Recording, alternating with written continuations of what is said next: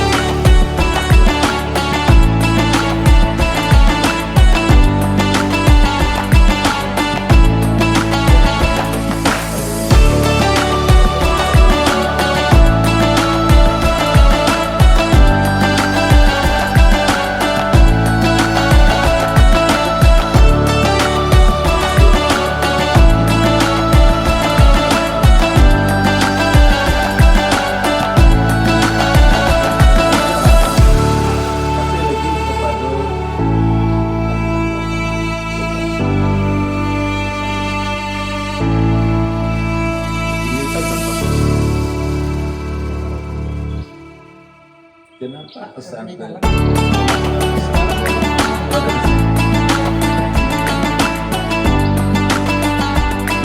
Dan terasa pakai masalah tentang